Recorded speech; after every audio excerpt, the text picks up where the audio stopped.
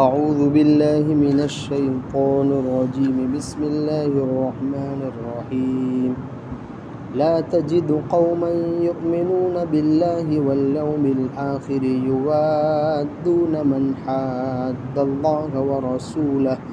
ولو كانوا آباءهم أو أبناءهم أو إخوانهم أو عشيرتهم أولئك كتب في قلوبهم الإيمان وأيدهم بروح منه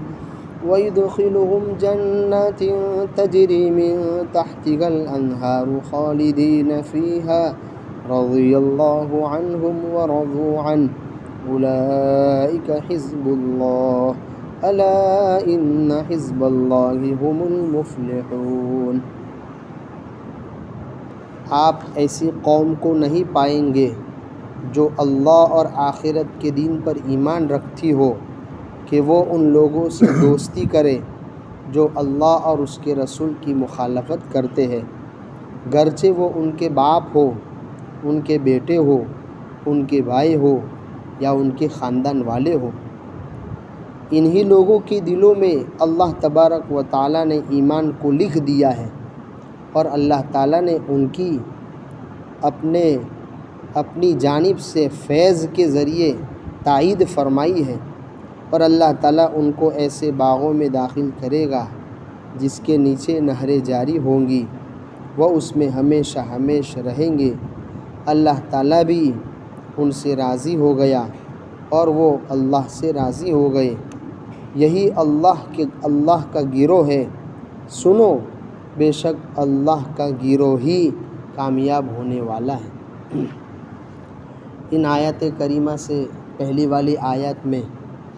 حزب الشیطان کا تذکرہ تھا، شیطان کی جماعت کا تذکرہ تھا، شیطان کے گروہ کا تذکرہ تھا۔ اب اس کے بعد جو اللہ تبارک و تعالیٰ کی پارٹی ہے، جو اللہ تبارک و تعالیٰ کی جماعت ہے، جن کو اللہ تعالیٰ اپنی جماعت بتا رہے ہیں، اللہ کی جماعت بتا رہے ہیں، ان کا تذکرہ کیا جا رہا ہے۔ ان کی پہلی صفت یہ بیان کی، لا تجد قوما، کہ جو اللہ اور آخرت کے دین پر ایمان رکھتے ہیں، یہ اللہ اور اس کے رسول کے دشمنوں سے کبھی دلی محبت نہیں کرتے۔ جو اللہ اور اس کے رسول پر ایمان رکھتے ہیں، یعنی جو مؤمنین کاملین ہیں، جو متقی اور پرہیزگار ہیں، یہ اللہ اور اس کے رسول کے دشمن یعنی کافروں اور منافقوں سے کبھی دلی دوستی نہیں کرتے، چاہے وہ کافر ان کا باپ کیوں نہ ہو، چاہے وہ کافر ان کا بیٹا کیوں نہ ہو، چاہے وہ کافر ان کے خاندان والے اور ان کی بیوی بچے کیوں نہ ہو، اگر وہ اللہ اور اس کے رسول کی مخالفت کر رہے ہیں، اللہ اور اس کے رسول پر ایمان نہیں لاتے، اللہ اور اس کے رسول کو ستاتے ہیں، تو یہ لوگ کبھی ایسے لوگوں سے دوستی نہیں کرتے۔ صحابہ کرام کے کئی واقعات ہیں۔ حضرت ابو بکر صدیق رضی اللہ تعالیٰ عنہ کا واقعہ ہے، حضرت عمر کا واقعہ ہے، حضرت علی بن ابی طالب رضی اللہ تعالیٰ عنہ کا واقعہ ہے، حضرت حمزہ کا واقعہ ہے، اور اسی طرح عبیدہ بن حارث کا واقعہ ہے۔ ان سب نے بدر کے موقع پر اور لڑائیوں میں جب یہ اللہ کے رسول صلی اللہ علیہ وسلم کے ساتھ تھے، جب سامنے والی جماعت میں جو اللہ اور اس کے رسول سے لڑنے کے لیے آئی تھی، تو ان لوگوں نے سامنے باپ آیا تو باپ کا بھی مقابلہ کیا ہے، باپ کو بھی قتل کیا ہے، سامنے بیٹا آیا تو بیٹے کو بھی مارا ہے، سامنے اپنا بھائی آیا تو بھائی کو بھی مارا ہے، اس بنیاد پر کہ یہ کس کی مخالفت کر رہے ہیں، اللہ اور اس کے رسول کی مخالفت کرتے ہیں۔ تو اللہ اور اس کے رسول کی مخالفت کرنے والوں سے دلی دوستی یہ مومنین کا شیوا ہے ہی نہیں، یہ مومنین کی اللہ تبارک و تعالیٰ پہلی علامت بیان کر رہے ہیں۔ آج کل ہمارا معاشرہ کیا ہے، جب بھی آپس میں کوئی مقدمہ ہوتا ہے، آپس میں کوئی اختلاف ہوتا ہے، آپس میں کوئی لڑائی ہوتی ہے، تو میں جانتا ہوں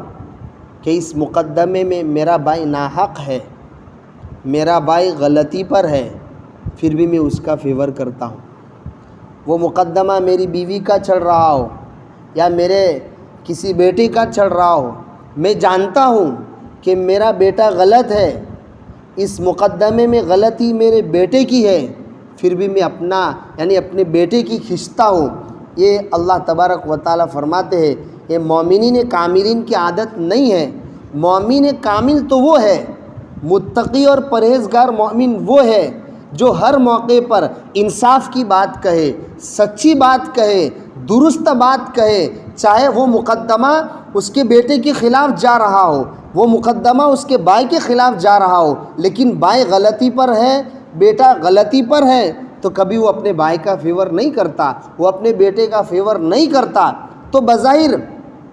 اگر کوئی آدمی اپنے بھائی کے خلاف گواہی دے رہا ہو اس وجہ سے کہ بھائی غلطی پر ہے، تو دنیا کا نقشہ یہ بتائے گا کہ میرا بھائی پھنسے گا، میرا بیٹا پھنسے گا، جیل میں جانا پڑے گا۔ لیکن حق گواہی دینے کی بنیاد پر، انصاف کی بات کہنے کی بنیاد پر اللہ تبارک و تعالیٰ کی ذات سے امید ہے آج نہیں تو کل اس کا وہ بیٹا یا اس کا باپ بری ہو جائے گا، اور بغیر گناہ کے، بغیر دبے کے وہ بری ہو جائے گا۔ اللہ تبارک و تعالیٰ اس کو چھٹکارا دے دیں گے۔ اور اگر ناحق غلطی، ناحق فیور کیا اپنے بیٹے ہونے کی وجہ سے، تو ابھی بظاہر دنیا کا نقشہ یہ دکھے گا کہ ناحق فیور کرنے کی وجہ سے میرا بھائی چھٹ گیا، میرا بیٹا چھٹ گیا، لیکن اللہ تبارک و تعالیٰ آج نہیں تو کل کسی ایسے مقدمے میں پھنسا دیں گے کہ وہ کبھی چھوٹنے کا نام نہیں لے گا، ذلیل اور رسوا ہوگا۔ تو مومنین کی پہلی علامت ہے کہ اللہ اور اس کے رسول کے دشمنوں سے دلی دوستی نہیں کرتے۔ چنانچہ شریعت کا یہ اللہ کے سب سے بڑے دشمن تو یہی ہے، یعنی جو اللہ پر کیا ہی نہیں رکھتے ہیں، ایمان ہی نہیں رکھتے ہیں۔ تو قرآن و حدیث کی اپنی جگہ تعلیم ہے کہ ان کے ساتھ یعنی مدارات کرنا ہے۔ مدارات کا مطلب یہ ہے کہ ظاہری اعتبار سے ان کے ساتھ تعلقات رکھنا ہے۔ کوئی بیمار ہو گیا، آدمی نے ان کی عیادت کر لی، کوئی گاؤں میں پریشان ہے، آدمی نے اس کا ہاتھ بٹا دیا، اس کی پریشانی دور کر دی، تو یہ کافرین کے ساتھ بھی اچھا سلوک کرنے، اچھا برتاؤ کرنے کا حکم خود قرآن اور اللہ کے رسول صلی اللہ علیہ وسلم نے دیا ہے۔ لیکن کبھی کوئی مومن ان سے کیسی دوستی نہیں گاٹھے گا، کبھی دلی اعتبار سے ان سے کوئی دوستی نہیں ہوگی۔ دلی اعتبار سے دوستی مومن بھائی سے ہوگی، اس بندے سے ہوگی جو اللہ اور اس کے رسول پر ایمان رکھتا ہے۔ پھر اللہ تبارک و تعالیٰ ایسے لوگوں کے بارے میں کہہ رہے ہیں کہ جو اللہ اور اس کے رسول کا مخالف، چاہے ان کا بیٹا آ گیا، ان کا باپ آ گیا، لیکن وہ اللہ اور اس کے رسول کی مخالفت کرتا ہے تو اس سے بھی قتال کرتے ہیں۔ ایسے لوگوں کی تعریف کرتے ہوئے یہ فرمایا اولئک کتب فی قلوبہم الایمان، ایسے لوگوں کی دلوں میں اللہ نے ایمان لکھ دیا ہے۔ گویا اللہ ان کے ایمان کی گواہی دے رہے ہیں۔ سچے مومن یہ ہے کہ جو اپنے مفاد کو نہیں دیکھتے کہ میرا بیٹا ہے، میرا بھائی ہے، بلکہ جو قرآن کی بات دیکھتے ہیں، رسول کی بات مانتے ہیں اور گواہی دیتے ہیں، انصاف والی بات کہتے ہیں، ایسے لوگوں کی دلوں میں اللہ نے ایمان لکھ دیا ہے۔ وَأَيَّدَهُمْ بِرُوحٍ مِّنْهُ، اتنا ہی نہیں کہ صرف ایمان ان کے دلوں میں موجود ہے، اللہ تعالیٰ ایسے لوگوں کی اپنی جانب سے فیضان کے ذریعے، سکون کے ذریعے، رحمت کے ذریعے اللہ تعالیٰ ان کی تائید فرماتے ہیں۔ یعنی ایسے لوگوں کو دینی سکون ملتا ہے جو انصاف کی بات کہتے ہیں، اللہ اور اس کے رسول کے دشمنوں سے دلی دوستی نہیں کرتے۔ ایسے لوگوں کو غیر محسوس طریقے سے، یعنی آدمی کو محسوس نہیں ہوتا لیکن اس کے دل کو قرار نصیب ہوتا ہے، اس کے دل کو چین آتا ہے، یعنی اس کا دماغ ٹھنڈا رہتا ہے۔ آدمی کو کوئی چیز نظر ہوتے ہوئے نہیں آتی ہے، لیکن اللہ تبارک و تعالیٰ کی جانب سے ایسے آدمی کو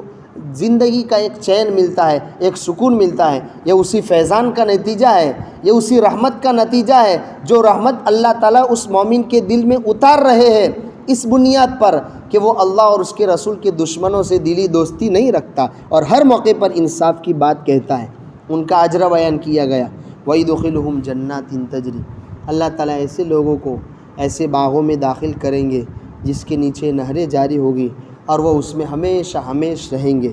اتنا ہی نہیں، سب سے بڑی دولت رضی اللہ عنہم ورضوا عنہ، قرآن مجید دوسری جگہ کہتا ہے وَرِضْوَانٌ مِّنَ اللَّهِ اکبر، سب سے بڑی نعمت اگر دنیا میں کسی بندے کو ملے گی یا آخرت میں، وہ اللہ تبارک و تعالیٰ کی رضامندی ہے۔ وَرِضْوَانٌ مِّنَ اللَّهِ اکبر، اللہ کی رضامندی ساری چیزوں سے بڑھ کر ہے۔ تو یہ لوگ اللہ سے خوش ہوں گے اور اللہ ان سے خوش ہوگا۔ پھر اللہ تعالیٰ نے گواہی دیتے ہوئے کہا اولئک حزب اللہ، یہ میری جماعت ہے، یہ میرا گروہ ہے، یہ میری جماعت ہے، یہ میرا جتھا ہے۔ مولانا عبد المجید دریابادی رحمۃ اللہ علیہ نے لکھا ہے کہ یہ مومنین جن کا قرآن مجید جن کی تعریف کر رہا ہے، ان مومنین کے لیے کمال کے لیے،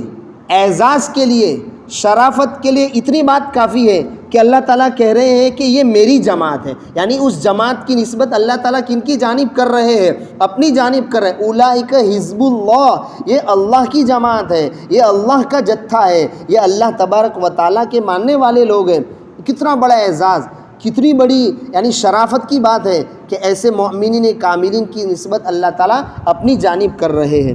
الا ان حزب اللہ هم المفلحون، سنو